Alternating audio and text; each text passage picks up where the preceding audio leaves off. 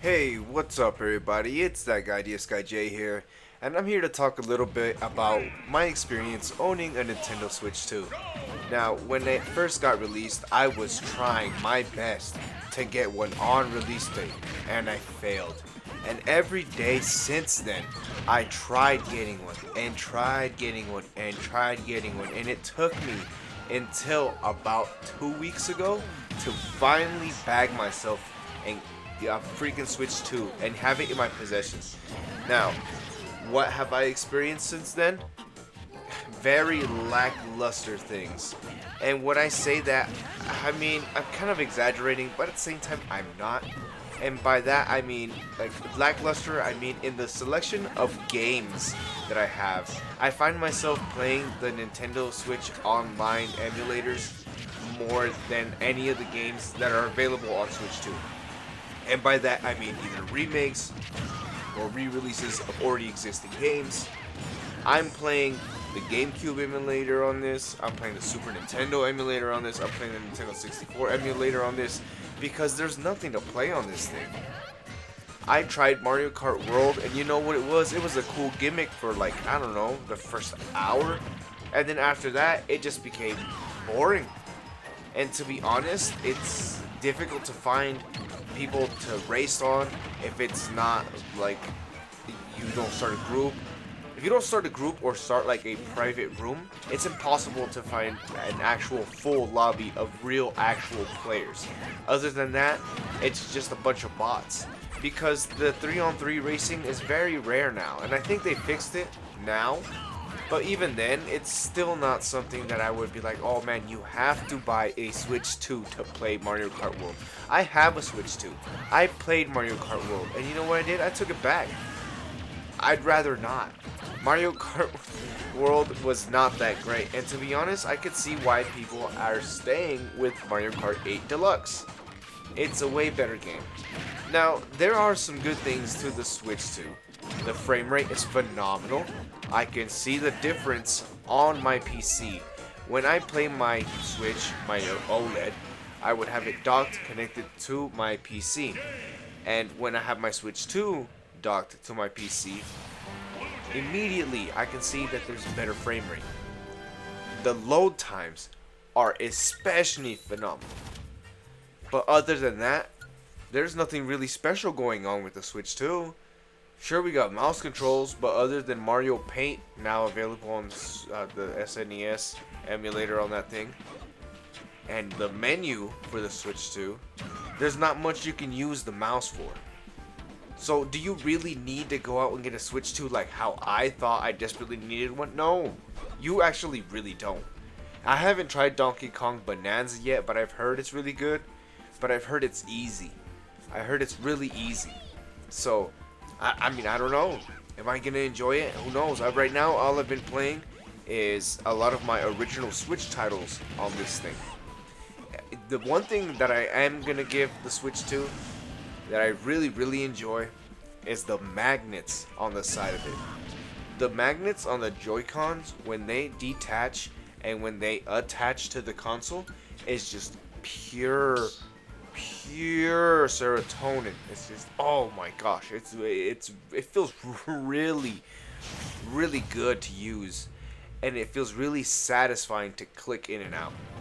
Every time I take off the Joy-Cons from the side of the Switch 2, it feels buttery smooth, and every time I attach it, it just, oh my gosh, it's great. It's very great. That I really love. The cartridges are pretty easy to access as well. It's easier to open the bait, in my opinion, on the Switch 2 than it is on the Switch Lite, or the original Switch, or the second release of the Switch, or even the OLED. It is way more accessible, and I feel like it would be way more durable of a hinge than the original one. I have most of my Switch experience with a Switch Lite, and I'd have to say that my Switch OLED is really good, but the Switch 2 just feels way heftier and way more of a, let's say, a quality product. It has more weight to it. It doesn't feel like it's hollow.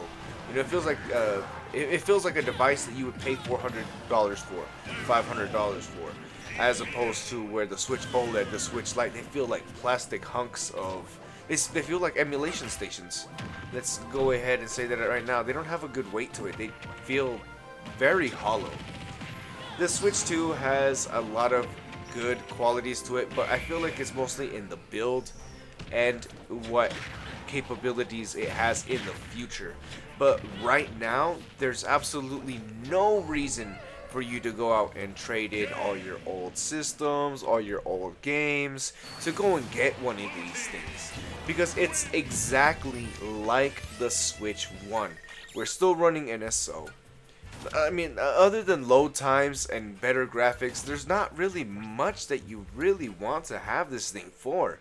If you have a display, let's say a 4K or an OLED display, and you really want to maximize that, then okay, yes, and I guess then the Switch 2 would be your go-to, because a lot of the titles that are on the Switch that are obviously exclusive are not available on anything that can run those kinds of